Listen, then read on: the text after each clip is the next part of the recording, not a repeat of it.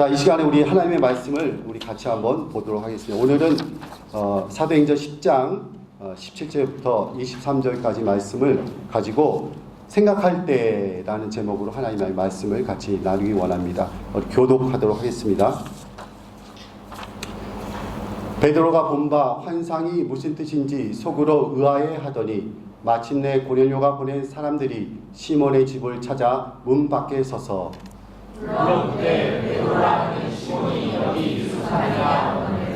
베드로가 그 환상에 대하여 생각할 때 성령께서 그에게 말씀하시되 두 사람이 너를 찾으니 내가 의심하지 말고 함께 가라. 내가 그들을 보내었느니라 하시니 베드로가 내려가 그 사람들을 보고 이르되 내가 곧 너희가 찾는 사람인데 너희가 무슨 일로 왔느냐. 그들이 대답하되 백자 분명에 있는 유인이요 하나님을 경외하는 사람이라. 이에 온 족속이 칭찬하더니 그가 거룩한 천사의 지시를 받아 당신을 그 집으로 청하여 말을 들으려 하느니라. 같이 읽겠습니다. 베드로가 불러들여 유숙하게 하니라. 이튿날 일어나 그들과 함께 갈새 요바에서 온 어떤 형제들도 함께 가니라. 아멘. 네, 오늘은 6월 첫째 주일입니다. 그래서 오늘 저는 생각할 때라는 제목을 가지고 여러분과 하나님의 말씀을 같이 나누기를 원합니다. 여러분은 요즘에 어떤 생각을 하고 지내십니까? 아무 생각도 안 하고 지내십니까? 네, 요즘에 한국에 그 멍 때리기 그런 게 유행이라고 그럽니다. 멍 때리기. 그래서 멍 때리기 시합도 있다고 그럽니다. 바다를 쳐다보고 누가 더 오래 멍을 때릴 수 있느냐. 멍을 때리면서 바다를 쳐다보는 그런 것도 있고 산을 쳐다보면서 이렇게 멍을 때리는 그런 경우도 있습니다. 우리가 이렇게 생각 없이 지낸다 할지라도 우리가 멍을 때리고 있는 그 순간에도 우리는 머릿속에는 많은 생각들이 오고 갑니다. 우리가 아무리 생각을 안 하고 지내려고 하더라도 이 머릿속에는 많은 생각이 떠오르고 사라지고 하는 것입니다. 그 캐나다의 퀸즈 대학의 그 학자들 인지신경과학 연구진에 의하면 사람은 하루에 6,200가지의 생각을 이렇게 한다고 합니다. 6,200가지. 그래서 이제 그들은 이제 연구를 이렇게 했는데 그 뇌의 혈류 변화를 감지하는 fMRI 이거는 기능적 자기 공명 영상 그런 시스템인데요. 이것을 통해서 영상을 시간의 경과에 따라서 15가지 이미지로 변환하고 이를 2차원으로 투사해서 얻은 모양이 있는데 그 벌레 모양이 이미지를 이렇게 얻어냈다고 합니다.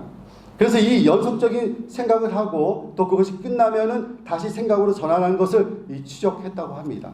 그렇게 추적해서 그 숫자를 세어보니 하루에 사람이 생각하는 그 생각의 숫자가 6,200가지가 넘게 된다고 합니다. 잠자는 시간을 빼고 건강한 성인 남성은 하루에 1분당 6.5개의 생각을 떠올렸다 없어졌다 이렇게 한다는 것입니다. 사람은 하루에도 수천 가지의 생각을 하고 사는 모습입니다. 자, 사업하는 사람들은 이 사업의 구상으로 온통 머리에 가득 차 있습니다. 그래서 어떻게 하면 더 많은 이윤을 창출할 수 있을까 하면서 생각을 합니다. 그리고 창작하는 사람들은 이 창작의 생각들로 머리가 가득 차 있습니다. 그래서 글 쓰는 사람은 또 그 나름대로 글 쓰는 일로, 또 작곡하는 사람은 나름대로 작곡하는 일로, 또 그림을 그리는 사람은 또 그림을 그리는 일로 이 머리가 가득 차 있습니다. 영화나 연극을 이렇게 만드는 사람들은 그 영화와 연극을 만드는 생각으로 머리가 가득 차서 하루 종일 그 일만 생각하게 되는 것입니다. 결국 사람이 무엇을 생각하느냐에 따라서 그 사람의 삶과 그 인생이 결정되는 것을 보게 됩니다. 그리고 심지어는 그 사람의 직업까지도 결정되는 것을 우리는 보게 되는 것입니다. 중요한 것은 무엇을 생각하느냐입니다. 무엇을 생각하느냐. 무엇을 생각하느냐가 그 사람의 행동을 결정하게 되고 그 사람의 삶의 형태를 좌우하게 되는 것입니다. 악한 것을 생각하는 사람은 늘 악한 것을 생각하기 때문에 그 악한 생각이 나중에 악한 행동으로 표출되게 되는 것입니다. 선한 일을 생각하는 사람은 늘 선한 일을 생각하기 때문에 그 선한 생각이 선한 열매로 나타나게 되는 것입니다. 그렇기 때문에 사람이 무엇을 생각하느냐가 너무나 중요합니다. 왜냐하면 그 생각이 그 사람의 행동을 결정하고 또 그 행동이 추적되어서 그의 삶의 습관과 태도를 결정하기 때문에 그렇습니다. 성경은 생각의 중요성을 이렇게 많이 강조하고 있는 것을 보게 됩니다. 우리 빌립보서 4장 7절 말씀 우리 함께 한번 읽어보기 원합니다.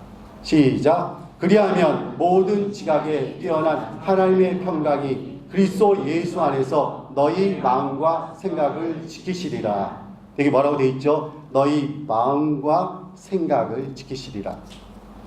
6절 말씀에 너희는 아무것도 염려하지 말라 하시면서 기도해라. 그러면은 내가 너희의 생각을 지켜주겠다. 우리 주님께서 이렇게 이 성경을 통해서 말씀해 주셨습니다. 염려하는 것도 생각입니다. 그리고 우리의 마음에 주시는 이 평강의 마음도 생각인 것입니다. 하나님께서 우리의 생각을 지켜주시고 우리의 또 마음을 지켜주시는 것입니다. 또 잠언서 4장 23절에 이렇게 기록되어 있습니다. 모든 지킬 만한 것 중에 더욱 내 마음을 지키라. 생명이 근원이 이에서 남이니라. 여기서 마음과 생각은 어떻게 보면 같은 의미인데 마음과 생각을 지키면 생명을 얻을 수 있다고 잠언서에 지금 기록하고 있는 것입니다. 사단은 우리의 생각의 영역을 공격합니다. 사단은 우리의 마음에 잘못된 생각을 심고 또 그것을 자라게 한 것입니다. 또 우리의 마음에 부정적인 생각을 심는 것입니다. 요한복음 13장 2절에 보니까 마귀가 벌써 시몬의 아들 가룟 유다의 마음에 예수를 팔려는 생각을 넣었더라. 이렇게 되어 있습니다. 마음에 예수를 팔려는 생각을 넣었더라. 사단은 지금 가룟 유다의 생각의 영역을 지금 공격하고 있는 것입니다. 때문에 우리의 삶의 영역 속에서 가장 영적 싸움이 치열한 곳은 어디겠습니까? 바로 생각의 영역인 것입니다. 여기에 가장 영적 싸움이 치열하게 일어나고 있는 것입니다. 사단은 우리의 마음의 영역에 부정적인 생각 그리고 의심 또 음란한 생각을 심어서 그것을 자라나게 하는 것입니다. 예수님께서도 마태복음 13장의 씨 뿌리는 비유 속에 이렇게 말씀하셨는데 예수님이 말씀에 떨어지는 곳이 어디인가? 그 말씀이 마음에 떨어진다고 했어요. 마음밭에. 자, 마태복음 13장 18절 19절 말씀 우리 같이 한번 읽어보기 원합니다. 시작. 그런즉 씨 뿌리는 비유를 들으라. 아무나 천국 말씀을 듣고 깨닫지 못할 때는 악한 자가 와서 그 마음에 뿌려진 것을 빼앗나니 이는 곧 길가에 뿌려진 자요. 여기 뭐라고 되어 있습니까? 말씀을 듣고 깨닫지 못하면은 누가 와서 그걸 뺏어간다고요? 악한 자가 와서, 사단이 와서 우리의 마음에 뿌려진 말씀의 씨앗을 빼앗아 간다고 성경 기록하고 있는 것입니다. 또 마태복음 13장 22절에도 이렇게 기록되어 있습니다. 가시떨기에 뿌려졌다는 것은 말씀을 들으나 세상의 염려와 재물의 유혹에 말씀이 막혀 결시하지 못하는 자요. 여기도 염려하는 것, 그 다음에 유혹받는 것 다 마음의 영역에서 일어나는 일들입니다. 그리고 말씀을 깨닫게 되는 것 어디서 일어나는 일입니까? 그 말씀을 깨닫게 되는 것도 마음의 영역에서 일어나는 것입니다. 계속해서 마태복음 13장 23절에 보면은 좋은 땅에 뿌려졌다는 것은 말씀을 듣고 깨닫는 자니 결실하여 어떤 것은 100배, 어떤 것은 60배, 어떤 것은 30배가 되느니라 하시더라. 말씀을 듣고 마음에 깨달음이 오는 것, 그 깨달음이 왔을 때 그의 삶에는 30배, 60배, 100배의 열매가 맺혀진다고 성경 말씀은 지금 기록하고 있게 되는 것입니다. 자, 오늘 본문에도 보면은 베드로의 생각이 어떻게 지금 변화되고 있는지를 성경은 자세하게 지금 보여주고 있습니다. 그는 원래 이방인들에게 복음이 전파되는 것을 전혀 생각하지 못했습니다. 십자가의 복음이 유대인들에게만 전파되는 것으로 그는 생각했던 것입니다. 하지만 하나님께서 환상을 통해 그의 마음을 깨우침을 주셨습니다. 그래서 그는 그의 생각의 변화가 일어나게 된 것입니다. 오늘 본문 19절 말씀을 우리 같이 큰 목소리를 다시 한번 읽어봅시다. 시작. 베드로가 그 환상에 대하여 생각할 때 성령께서 그에게 말씀하시되 두 사람이 너를 찾으니. 여기 어떻게 되어 있습니까? 베드로가 그 환상에 대하여 생각할 때, 지금 베드로가 자기에게 보이신 그 환상을 지금 생각하고 있는 것입니다. 성령 안에서 생각하는 것이 바로 묵상입니다. 하나님께서 주신 계시에 대해서 생각할 때 성령을 통해서 깨닫게 되는 은혜를 지금 베드로에게 주신 것입니다. 그런데 그냥 무작정 생각하는 것이 아니라 성령 안에서 생각해야 한다는 것입니다. 성령의 조명 아래, 그리고 하나님의 계시의 말씀 안에서 생각하는 것이 중요합니다. 그럴 때 하나님의 뜻을 발견할 수 있게 되는 것입니다. 오늘 저는 이 본문의 말씀을 통해 성령 안에서 생각할 때 일어나는 세 가지 변화에 대해서 여러분과 저와 같이 말씀을 나누고자 합니다. 성령 안에서 생각할 때 일어나는 세 가지 변화. 첫 번째, 성령 안에서 생각할 때 우리에게 깨달음을 주십니다. 깨달음을 주십니다. 두 번째, 성령 안에서 생각할 때 우리의 인식의 틀, 우리의 사고의 틀이 바뀌어지게 되는 것입니다. 우리의 생각의 틀이 변화되는 것입니다. 이것을 좀 어려운 말로 패러다임이라고 그러는데, 패러다임이 변화되는 것입니다. 세 번째, 우리의 성령 안에서 우리가 생각할 때 하나님의 뜻을 깨닫게 되고 생각이 변화되면 우리의 삶도 변화되게 되는 것입니다. 자, 첫 번째, 성령 안에서 생각할 때 깨달음을 주신다. 성령 안에서 생각할 때 하나님께서 깨달음을 주십니다. 베드로가 성령의 조명 아래서 생각하기를 시작했을 때 그에게 깨달음을 주셨습니다. 하나님께서 환상을 통해 베드로를 깨우쳐 주신 것입니다. 예수님의 부활의 복음이 유대인들에게만 해당되는 것으로 그는 알고 있었는데, 그것이 아니라 고넬료와 같은 이방인들에게도 복음이 전파되어야 될 것을 지금 깨우쳐 주시고 계시는 것입니다. 그가 환상에 대해서 묵상하고 생각할 때 깨달음을 주신 것입니다. 오늘 35절 말씀을 큰 목소리로 같이 한번 읽어보기 원합니다. 시작. 각 나라 중 하나님을 경외하며 의를 행하는 사람은 다 받으시는 줄 깨달았도다. 깨달았도다. 지금 베드로가 깨달음을 얻게 된 것입니다. 베드로는 하나님께서 하늘에서 내려온 보자기와 그 속에 있는 부정한 짐승들을 잡아먹으라는 하나님의 명령이, 그 환상이 무엇인지 처음에는 알지 못했습니다. 하지만 지금 깨달아진 거예요. 그것이 바로 이방인들에게 복음을 전하는 명령임을 지금 깨닫게 된 것입니다. 유대인들에게 있어서 이방인들은 정말 부정한 사람들입니다. 그래서 가까이 하지 말고 그들과 사귀지도 말고 그렇게 사귀지도 마는 그러한 존재들이었던 것입니다. 하지만 하나님께서 계시를 통해서 베드로에게 지금 깨우침을 주십니다. 깨닫는 것이 바로 하나님의 은혜인 줄 믿으시기 바랍니다. 깨닫는 것이 은혜예요. 성령의 조명으로 하나님의 뜻이 깨달아질 때 열매를 맺게 되는 것입니다. 제가 조금 전에 마태복음 13장 23절에 읽어드렸듯이 좋은 땅에 뿌려졌다는 것은 말씀을 듣고 깨닫는 자니 결실하여 어떤 것은 100배, 어떤 것은 60배, 어떤 것은 30배가 되느니라 하시더라. 말씀을 듣고 깨닫는 마음이 바로 좋은 땅입니다. 반대로 말씀을 듣고 깨닫지 못하는 마음은 나쁜 땅입니다. 오늘도 주의 말씀을 듣는 여러분과 저에게 깨달아지는 은혜가 있기를 주님의 이름으로 축원합니다. 축원합니다. 우리 삶 속에서 이러한 여러 가지 사건들을 보면서 말씀에 비추어 그것의 의미가 무엇인지 해석하는 지혜가 우리에게 있어야 하겠습니다. 나에게 이런 일이 왜 일어났는가? 기도하면서 생각해보고 또 생각해보면서 말씀을 적용할 때 깨달아지는 은혜가 있게 되는 것입니다. 하나님께서 깨달음을 주실 것입니다. 여러분의 삶 가운데, 최근의 일 가운데 금전적인 손해가 크게 일어났다면 여러분 그 금전적인 손해가 왜 발생했는지 생각해 보시기 바랍니다. 그리고 여러분의 삶 가운데 건강했었는데 갑자기 나에게 큰 질병이 와서 나의 인생 가운데 이렇게 아픈 적이 있었는가 할 정도로 큰 아픔이 왔을 때 여러분 한번 생각해 보시기 바랍니다. 왜 나에게 이렇게 큰 질병이 찾아오게 되었는가?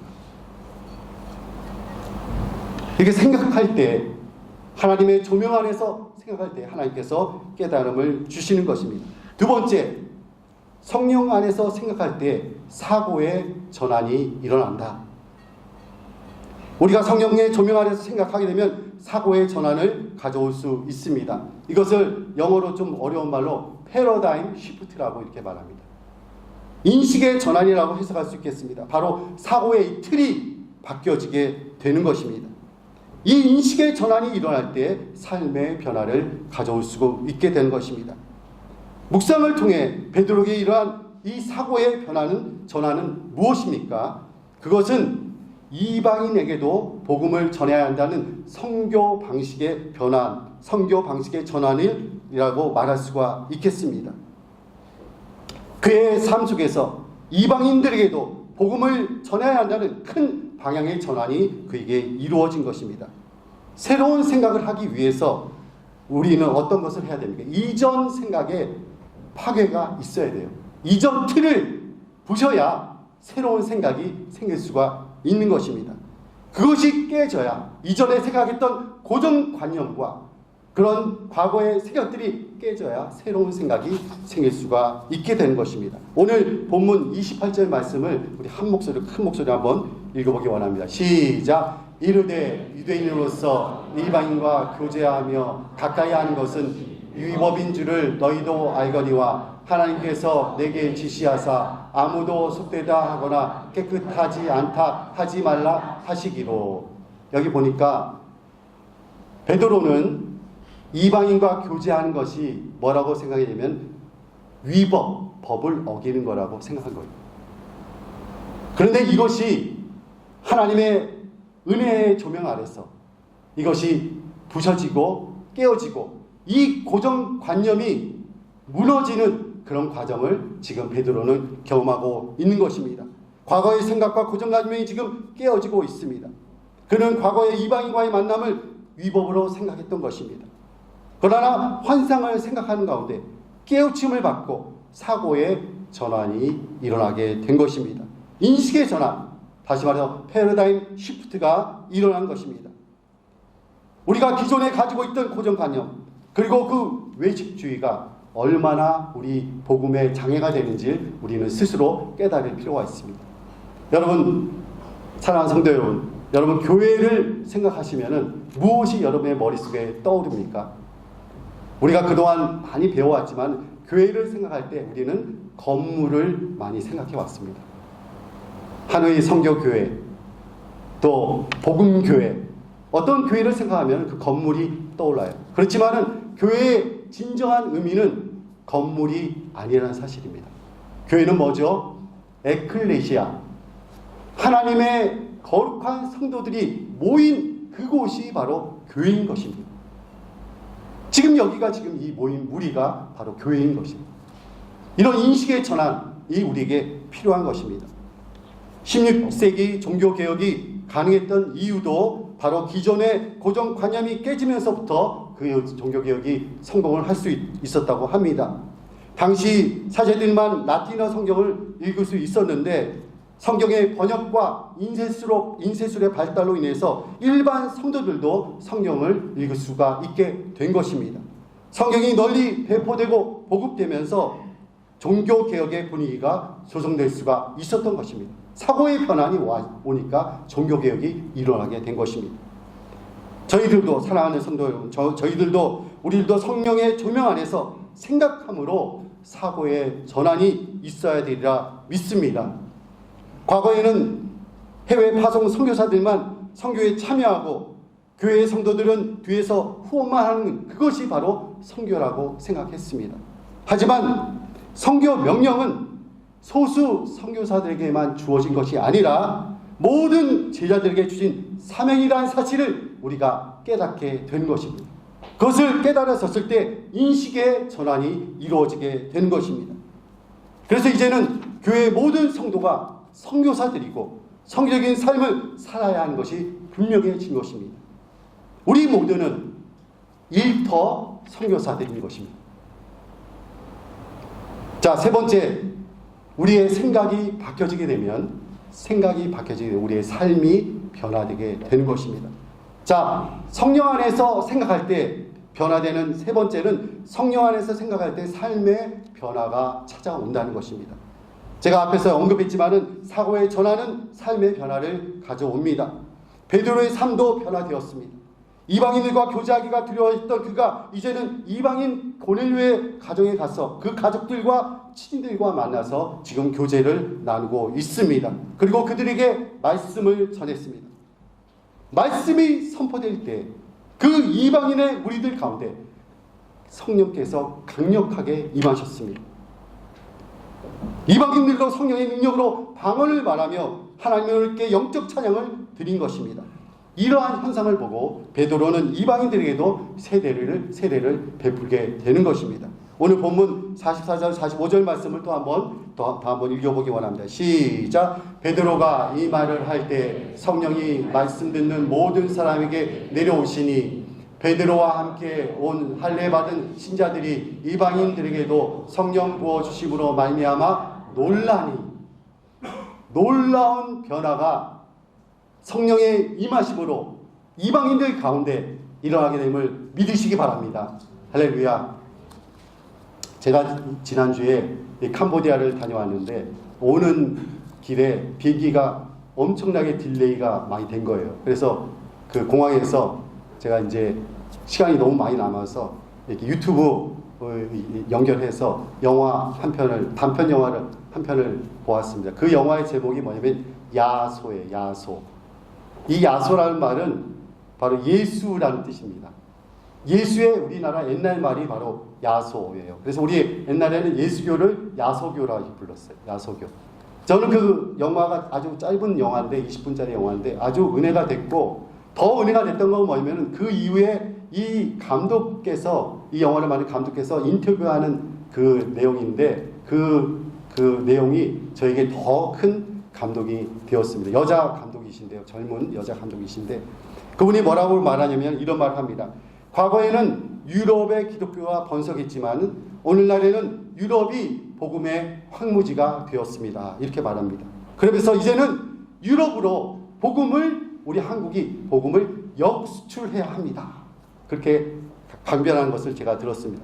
그러면서 문화 선교가 우리에게 너무나 필요하고 이 문화 선교로 복음을 유럽으로 역수출할 수 있다. 영화 같은 이 문화 콘텐츠가 너무나 중요하다고 그는 말합니다. 그래서 그 영화 내용은 뭐냐면은 예수 영화를 한국적인 문화로 재해석해서 조선시대에 복음이 들어온 그 내용들을 영화로 만든 것입니다. 그래서 모든 처음부터 끝까지 한복을 입고 갓을 쓰고 이렇게 조선시대의 모든 그 한국의 문화가 그 모든 영화 속에 아주 깊이 들어가 있습니다. 그래서 그분이 뭐라고 말하냐면 한국 문화 콘텐츠로 예수 영화를 만들면 이것이 지금 한류가 일어나는 유럽에 이것이 적중이 될 수 있고 효과를 줄 수 있고 그들에게 복음을 전할 수 있는 도구가 될 수 있다. 이렇게 말하는 것입니다. 그의 사고의 전환이 일어난 것입니다. 뭐냐면은 우리는 이제는 복음을 받는 나라에서 복음을 주는 나라인데 역으로 유럽까지도 복음을 전파해야 되는 선교해야 되는 이제는 유럽이 선교의 대상지 그런 역발상을 하게 된 것입니다. 저는 거기서 아주 중요한 것을 배웠어요. 생각을 할 수 있습니다. 이렇게 해야지. 그러나 이 감독은 그 모든 어려움 속에서도 그 영화를 만들어 냈다는 사실입니다. 생각만 가지면은 아무 변화도 일어나지 않습니다. 그러나 그 변화된 생각을 실천하고 하나님의 은혜 앞에서 실행했을 때 그 결과물을 만들어 낸 영화 작품이 나왔다는 것입니다. 저는 거기에 너무나 큰 도전을 받았습니다. 우리 많은 경우에 우리가 아이디어가 많고 생각이 많고 의견들이 많이 있습니다. 하지만은 하나님의 조명 가운데 정말 그 변화된 생각들을 실천해 낼 수 있는가? 그것이 우리에게 큰 도전이고 우리에게 큰 하나님의 메시지인 줄 믿습니다. 우리도 묵상하는 가운데 사고의 전환이 필요합니다. 그리고 그 사고의 전환을 삶의 변화로 드러내야 되는 것이 우리에게 맡겨진 사명인 줄 믿습니다. 자, 결론을 맺겠습니다. 저는 오늘 본문 말씀을 통해 성령 안에서 생각하는 것의 중요성을 같이 나누었습니다. 그리고 성령 안에서 생각할 때 나타난 결과를 같이 살펴보았습니다. 첫 번째, 성령 안에서 생각할 때 깨달아지는 은혜가 있습니다. 묵상할 때 나의 삶에서 일어나는 사건들을 통해 나에게 주시는 메시지를 깨닫게 되는 것입니다. 둘째, 성령 안에서 생각할 때 사고의 전환이 일어나게 됩니다. 기존의 고정관념이 깨어지고 새로운 일을 시도할 수 있게 되는 것입니다. 새로운 시대에 맞는 옷을 입게 되는 것입니다. 제가 영화를 예를 들었습니다. 세 번째, 성령 안에서 생각할 때 삶의 변화가 일어나게 됩니다. 베드로의 삶이 변화되었듯이 그리고 이방인들에게 성령이 계속 강력하게 임하여 역사하여 변화가 일어났듯이 우리의 삶에도 변화가 일어나게 되는 것입니다. 자, 그러면은 우리가 성령 안에서 생각하고 그 결과로 나타나는 사고의 전환을 일상의 삶에 적용하기 위해서 우리에게 무엇이 필요한가? 저는 간단하게 세 가지를 제안을 해드리기를 원합니다. 첫 번째 제안은 우리가 성령 안에서 생각하고 질문을 던지라는 것입니다. 여러분의 삶에 질문을 던져보세요. 왜 나에게 이런 일이 일어났는가? 오늘 우리가 만났던 사람, 그리고 전혀 기대치 않았던 어떤 일들, 그리고 나에게 주어진 전혀 생각지 못했던 물질, 생겼을 때 대박 터졌다 이렇게 생각하면서 좋아만 하지 말고 그 물질을 왜 하나님이 나에게 주셨는가를 생각하고 질문해 보라는 것입니다. 두 번째, 저는 제안합니다. 성경책을 읽어야 합니다. 성경책 이거 일주일 동안 장식용으로 올려놓고 주일에만 가져오는 책이 아닙니다. 이 말씀 읽어야 합니다. 말씀을 읽을 때 하나님께서 깨달음을 주십니다. 말씀을 읽을 때 하나님께서 우리에게 조명하여 주십니다. 우리의 상편과 우리의 필요한 것과 우리의 영적 상태를 하나님이 깨닫게 하십니다. 말씀을 읽을 때 하나님이 성령에 따라 하시는 방법과 우리의 구체적인 것들을 우리에게 알려주신 것입니다. 그리고 하나님의 말씀을 읽을 뿐만 아니라 하나님의 말씀을 열심히 들어야 하겠습니다. 마지막으로 제가 조금 전에도 말씀드렸지만 생각만 해서는 안 됩니다. 그 생각을 실천으로 옮겨야 하는 것입니다. 생각하는 것이 중요합니다. 하지만 생각을 실천에 옮기는 것은 더 중요한 것입니다. 생각의 전환을 삶의 실천으로 옮길 때에 우리의 삶에 변화가 일어나게 되는 것입니다. 제가 금요일날 우리 기도회 때, 금요 기도회 때 말씀드렸습니다. 우리가 머리로 듣고 깨닫게 된 것을 가슴으로 행동으로 옮기기 위해서 무엇이 필요하다고 제가 강조했죠? 기도가 필요하다고 강조했습니다. 머리로 깨닫고 지식으로 깨닫고 여기서만 머무르면 안 됩니다. 이것이 우리의 삶으로, 손으로, 발로 나타나야 되는데 그것은 기도가 필요하다는 것입니다. 우리에게 왜 변화가 없는가? 기도가 부족하기 때문에 그렇습니다. 깨달은 바를 100% 실천할 수 있게 된 능력은 성령님께서 주시는 것입니다. 오늘 우리는 말씀을 묵상할 뿐만 아니라 동시에 그 말씀대로 살아갈 수 있는 능력을 달라고 기도해야 할 것입니다. 제가 금요일날 여러분께 도전하면서 부탁드렸습니다. 하루에 1시간씩 이상씩 기도하자. 우리 동탄 순복음교회 그 교회 주일학교 어린이들도 하루에 1시간씩 이상 기도합니다. 유치원생들도 1시간씩 기도합니다. 기도할 시간이 없다는 거 핑계입니다. 기도하셔야 됩니다. 그리고 금요 기도에 여러분 다 나오시기 바랍니다. 제가 남성 성도님들을 이렇게 오라고 금요 기도회를 다 옮겨놨는데 남자 성도님들이 안 오는 거예요. 여자 성도님만 많이 오고. 제가 오늘 말씀드립니다. 남자 성도님들도 금요 기도회에 나오시기 바랍니다. 기도해야 됩니다. 기도하지 않고서는 변화가 없습니다. 우리가 몰라서 행하지 않는 것이 아닙니다. 그 성령의 능력이 없기 때문에 행하지 못하는 것입니다. 오늘도 기도의 자리에 나아가는 여러분과 저가 되기를 주님으로 축원합니다.